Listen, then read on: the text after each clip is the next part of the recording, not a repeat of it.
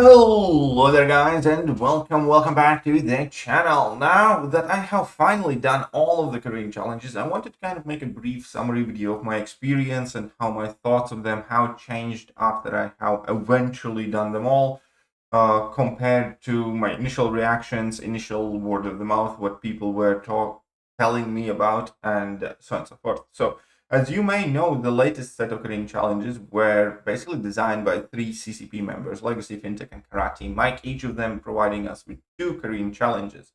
Now, one of the more important things that we do need to keep in mind, and what was revealed later, is that at the time they were not necessarily aware of the full extent of the rewards. And that was a huge issue there as well, because those challenges effectively represented one of the worst rewards to effort ratio overall, because some of these challenges were definitely quite extensive and extremely frustrating, and also, considerably time consuming. This was not like a feel good situation for anybody that wasn't like super hype and desperate to get like starting at Spider-Man or Massacre. And as somebody who likes Massacre, even I was like, do I need that 7-star Massacre that much? So one very, very huge thing here definitely was that it by no means felt proportional in any way in terms of how much nerves and revives and units and heal potions you need to invest in what you get out of it. And thoughts of that have not changed at all. You are better off doing virtually any other significant piece of content in the game opposed to doing Korean challenges. That kind of sucks. That immediately takes out a lot of excitement for these things to begin with.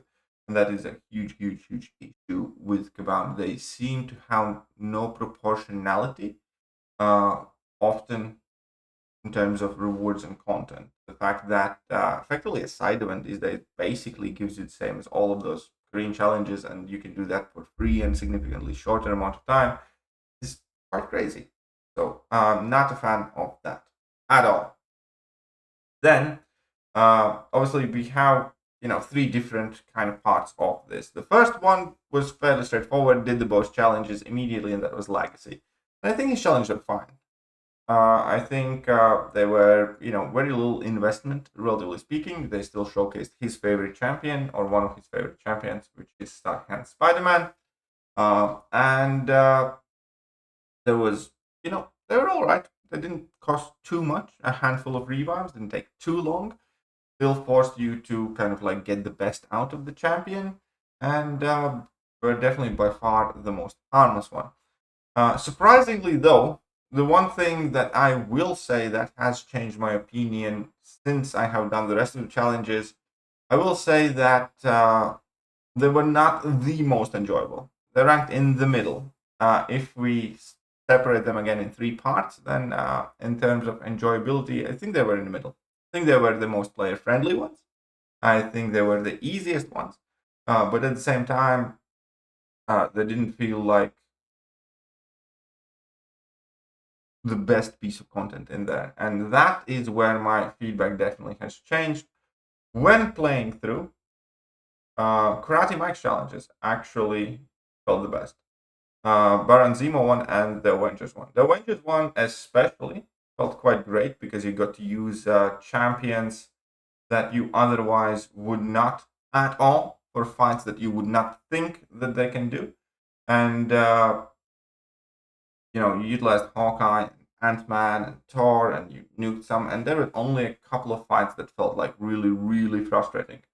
And the biggest issue here with Karate Max challenges was always pretty much your resource investment, because you did want to rank up these champions. You could technically go in with rank 3s and boosts and get it all done, but for some of the champs you definitely wanted to rank them up as well, and to have easier time obviously saving items. And that was the one kind of like missed opportunity here. They should have just handed out some class or year or tag specific rank up gems upon doing Legacy's challenge, because Legacy's challenge had the big upside of not requiring much in terms of your catalyst investment to rank up a 5-star. Relatively cheap these days, and catalysts pose no issue at all. Karate Mike's challenges was about 6 and 7 star champions, basically in more difficult piece of content, and they do require a resource investment, and the rewards just did not justify it. And that was the worst bit about these challenges.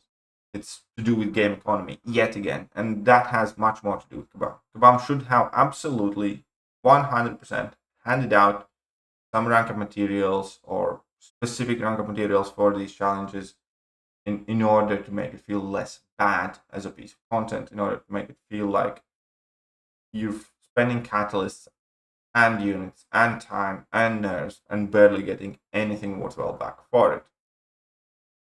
That aside, when actually playing the challenges, I did find Karate Max Challenge, both of them, most enjoyable. When it came to the Avengers Challenge, I thought it was borderline perfect because every fight was, basically doable with, solo or like 1 or 2 revives. The most annoying fight was like Dragon Man, but even that you could do relatively well with Ant-Man relying on powers things. It was kind of frustrating, but fair enough, it's a challenge. And I think the Avengers Challenge individually, again, discounting the resource part, was the most fun here, was the most enjoyable. It wasn't easy, it wasn't insanely hard. You did need to know how to do these fights or how to do the fights, for instance, Ant-Man against Dr. Doom, or like when just to go for a Tornuke or something like that. But overall, my personal favorite definitely here was the Avengers. Get to use the Hawkeye, get to use Thor, get to use Ant-Man, Iron Man. It was fun. It was good. It was the type of content that I would want all of the other challenges to be, provided that Kabam actually makes the rewards worthwhile, or provided that Kabam gives us some rank up materials. Then the next up, I think the Zemo challenge was also quite good. I genuinely do. I did not expect to like it. I don't like Baron Zemo. I don't like that I kind of felt compelled to rank up the champion yet again in terms of resources. But actually playing through it, it wasn't as exciting, as fun as the Avengers one, because it was the same champion over and over again and stuff like that. But it was fun. Again, I'd put it probably in second place in terms of enjoyment. Some cool fights, some cool interactions, some cool things that you could do with Baron Zemo that many people wouldn't think about. And yeah, I think it was solid. I don't have much issue with the Baron Zemo challenge either after having done it. Now the final 2 ones. And again, full disclosure, Fintech's a friend of mine. Fintech's a teammate of mine. And I have better personal relationship with Fintech probably, than other 2 content creators. But fuck me, they were not good challenges in any capacity. So we have the Tiger one and Mojo one. I think Tiger one was better than Mojo one, and Tiger and Jabari Panther. The biggest thing here was it just needed to be cut down shorter. Like the Mojo challenge got cut down in Dragon Man. I think the Tiger challenge should have been cut down like 4 or 5 fights before the end. Because with Tiger and Jabari Panther, you had to do the entire thing. And whilst initially, when I started the challenge, I was having a remotely good time because Tiger is fun and enjoyable champion. Jabari Panther, I didn't use much. I did rank her up a bit for the challenges as well. She did her things fine, and it was fine. The first half of this challenge, I would say, was the second best. The first half of this challenge was better than playing Zemo in Grandmaster's Cup. First part of it was decent. I felt like I'm getting better at Tiger. I was learning how to do these specific fights. I was utilizing Jabari Panther in ways that I otherwise wouldn't. And yeah, I didn't mind it too much. But then towards the end, it was kind of like a sharp knife cut when it was just too much bullshit, too many fights, too many resources, and it wore you down because it kind of got progressively worse, especially at the very end. So if we go to the special quests and take a look at the Eternity of Pain Grief Incarnate, the last several fights there were utter bollocks. In between the crossbones, in between the Dormammu in between, several of the final ones. Just felt bad. And at that point, I personally wasn't thinking about how much I like Tiger, because I do, or the fact that I have probably become a better Tiger player throughout this. I wasn't thinking about all the interesting things that Jabari Punter can do. I was just hating the whole thing. It was a miserable experience that I hope I never have to repeat in any similar capacity in this game. And that's how it felt. It felt like it would have been fine as a challenge if it had been cut down shorter, or if we had like a third champion in that actually does a couple of those last fights somewhat reasonably. But as it stood right then and there, it just went off the cliff completely. And then I most recently did the Mojo challenge. And initially I thought it's not going to be as bad as it turned out to be, because obviously if Mojo loses the fight, he loses like also his subscribers. So he never really ramped up Mojo and got the best Mojo playing experience to begin with. Quest Mojo challenge, like the first here constructive bit of feedback is, I think Mojo would have been a perfect champion for a challenge, just not in that piece of content. In a piece of content where you can reliably solo the fights and actually ramp up Mojo, and then you're gonna make people enjoy Mojo more as a questing champion, rather than what we had to do there. And with Mojo challenge from the very beginning, Kirtley's fight's fine, Havoc fight's fine, Nick Fury fight was fine as well, but the Warlock fight, that was immediate nightmare. Number one, you have to change your masteries for that. That always feels bad to begin with. Number two, you effectively end up spamming your level ones, which is you don't get to benefit from, the coolest things that Mojo can do to begin with. Number three, Mojo doesn't really have buffs, and infection really does mess with offensive ability accuracy. It was disgustingly bad experience. Not because I felt like I'm making a ton of mistakes, but mainly because of the fight. You end up throwing your level ones and nothing happens, because you have infection on you from Warlock, and you just don't nullify the armor buff. Don't nullify the armor buff, you do no damage, and you feel like you're stuck, and then you get frustrated and everything else. And that fight was a very, very bad experience. Then going on Mojo fight was another one that felt bad.